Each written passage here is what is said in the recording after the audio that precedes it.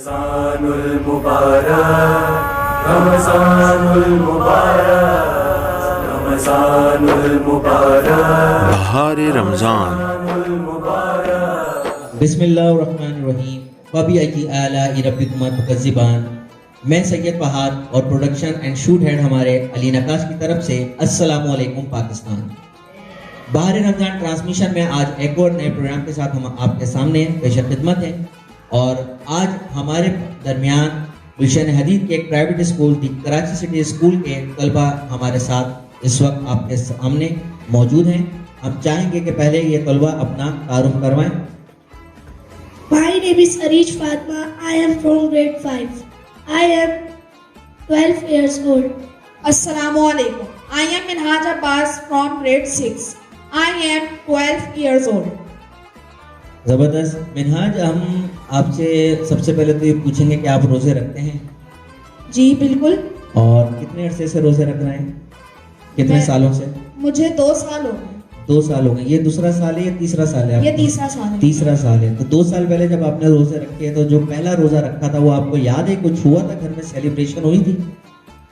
नहीं, कोई सेलिब्रेशन नहीं हुई थी। बस नॉर्मल रोज़ा रखा। जी बिल्कुल। लेकिन फिर भी पहला रोज़ा कभी कभी याद रह जाता है कि बड़ा रोज़ा रखता है और भूख लग रही होती है, मुश्किल होता है पहला रोज़ा। तो ऐसा कुछ हुआ था क्या आपके साथ?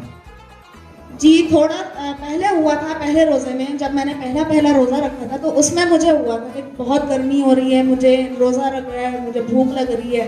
मैंने मम्मा वालों को घर वालों को बहुत ज़्यादा तंग किया था कि नहीं, मुझे बहुत भूख लग रही है, मुझे खाना दो खाने के लिए। मैंने बहुत तंग किया था घर वालों को। फिर ऐसा तो नहीं हुआ कि आपने कुछ अफ्तार से पहले खा लिया हो, चुपके से पानी पी लिया हो? नहीं नहीं, ऐसा नहीं हुआ? नहीं बिल्कुल नहीं। चलें, अब इसी के साथ मैं आपसे कंटिन्यूटी में एक सवाल और करता हूँ। आपको 2 साल हो चुके हैं, ये तीसरा साल है और इस साल अचानक आपको लगा सामने आपकी एक चीज़ आई कि जनाब पेपर भी देने हैं, रोज़े भी रखने हैं, रमज़ान के दिन हैं और तैयारी करनी है। बड़ा मुश्किल टाइम होगा। जिस वक्त घर वाले सो रहे होंगे शायद मुझे जाग के तैयारी करनी पड़ रही होगी, जिस वक्त घर वाले जाग रहे होंगे मुझे सोना होगा। तो बड़ी रूटीन डिस्टर्ब होगी। तो वो रूटीन जो डिस्टर्ब हुई उसको आपने अच्छे से हैंडल कर लिया या अभी तक आप थोड़े से परेशान हैं कि यार रमज़ान में पेपर देना बड़ा मुश्किल काम है? नहीं नहीं, मैंने हैंडल तो कर लिया है क्योंकि मैं शाम को नहीं पढ़ता था। अब मैं सहरी तक मैं अफ्तारी करने के बाद मैं सहरी तक पढ़ता था। सहरी तक मैं पढ़ता रहा हूँ, अभी भी पढ़ता हूँ। मेरे पेपर चल रहे हैं, फाइनल पेपर चल रहे हैं मेरे। कल मेरा पेपर है, मेरे फाइनल पेपर चल रहे हैं। तो मैं रात को ही पढ़ता हूँ सहरी तक, रात को सहरी तक। फिर आप सोते किस टाइम हो? स्कूल से आके? जी स्कूल से आके मैं देखिए, बड़ी ज़बरदस्त जो हमारा मकसद है आज की जनरेशन को बताना कि किस तरीके से रमज़ान की मैनेजमेंट आपने करनी है। तो देखें, 12 साल का बच्चा है, वो कह रहा है मैं रात में पढ़ता हूँ, सहरी तक पढ़ता हूँ, सहरी करके स्कूल आता हूँ और स्कूल आने के बाद फिर मैं अपनी नींद को पूरा करता हूँ। तो बड़ी ज़बरदस्त ये मैनेजमेंट है और बहुत अच्छा लगा आपसे ये सवाल का जवाब सुनने का। और मैं चाहूँगा कि हम अपनी बच्ची से भी बात करें और हम सबसे पहले इनसे पूछना चाहेंगे कि आपकी नज़र में रमज़ान क्या है, क्या बताता है, हमें क्या समझाता है?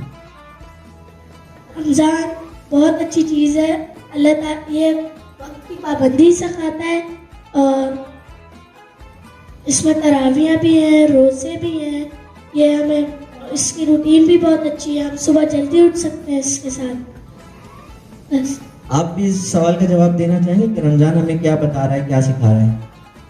रमज़ान में सबसे पहले तो हमें रोज़े रखने चाहिए। रोज़े के साथ साथ हमें नमाज, कुरान की ये भी पाबंदी रखनी चाहिए। और अल्लाह ताला का ख़ास करम है जो हमारे लिए ये रमज़ान का अल्लाह ताला ने महीना।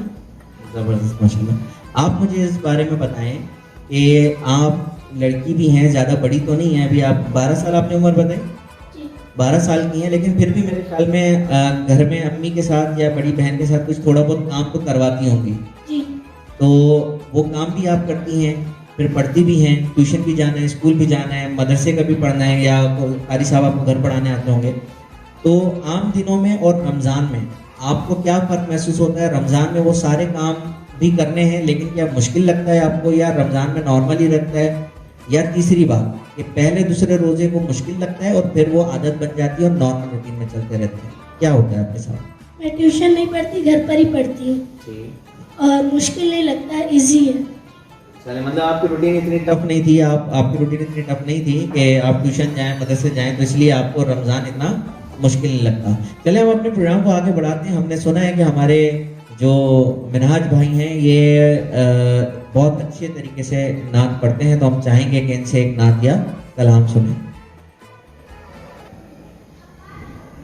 या नबी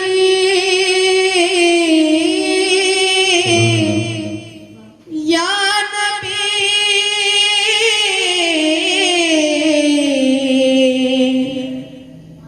सल्लू अलैहि व आलिहि।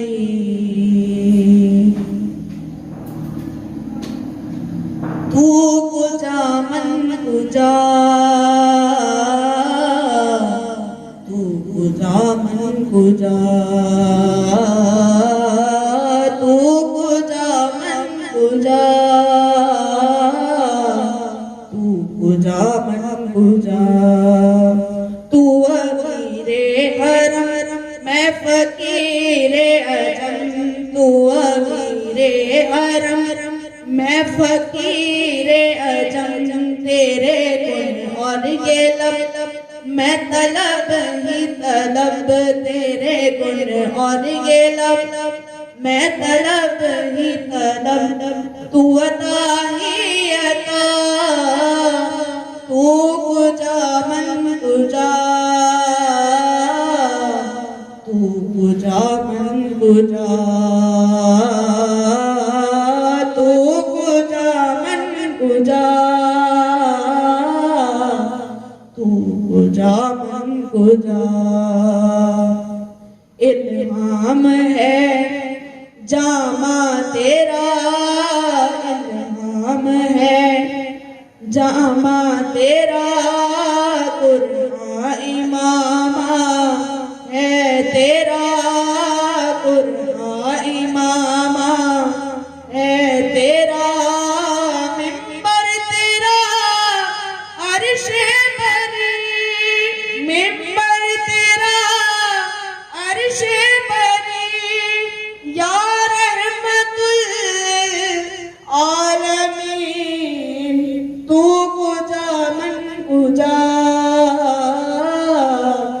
तू कुजा मन कुजा।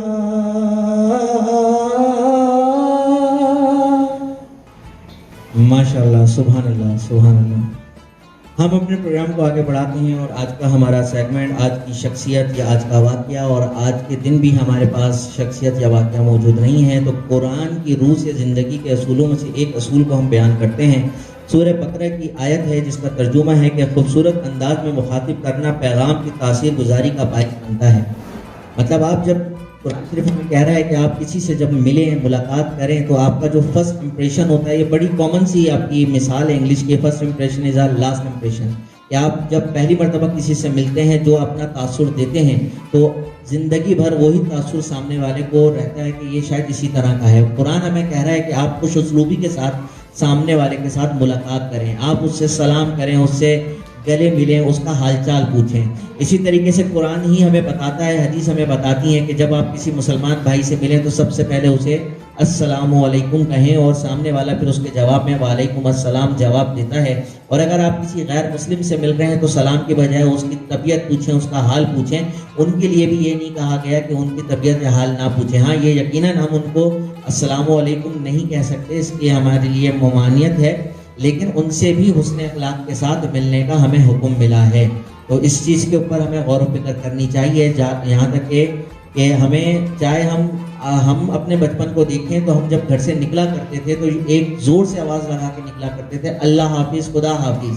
और जब हम स्कूल से वापस आते थे, दरवाजे के अंदर कदम रखते ही एक ज़ोरदार सलाम की आवाज़ हम लगाया करते थे, अस्सलामु अलैकुम। और अगर हम नहीं लगाते थे तो हमारे घर में हमारी वालदा हों, वालिद हों, दादा हों या दादी हों, यहाँ तक कि कोई सगा रिश्तेदार अगर मेहमान के तौर पे भी आया हुआ है, वो सबसे पहले हमें ये कहता था कि सलाम नहीं करते स्कूल से आके। लेकिन आज के दौर में ये चीज़ें आहिस्ता आहिस्ता ख़त्म होती जा रही हैं। रिश्तेदार तो दूर की बात है, हम खुद अपने बच्चों को ये बात बताते ही नहीं है। बच्चा आता है, बैग रखता है और दूसरी बातें करना शुरू हो जाता है। हम उसे टोकते ही नहीं हैं, हम उसे बोलते ही नहीं हैं। तो ये वो तरबियत के बेसिक हिस्से हैं जो कुरान ने हमें बताया। अगर बचपन से ही हम इन बातों को बच्चों को सिखाएं, समझाएं, तो कुरान की इस आयत पे 101% नहीं 200% ये बच्चे बड़े होकर भी हमेशा अमल करते रहेंगे। तो प्रोग्राम के हम तीसरे सेगमेंट की तरफ चलते हैं। तीसरा सेगमेंट बब्बा फूड का दस्तरखान। एक और नई रेसिपी आज आप मुलाहिजा करेंगे।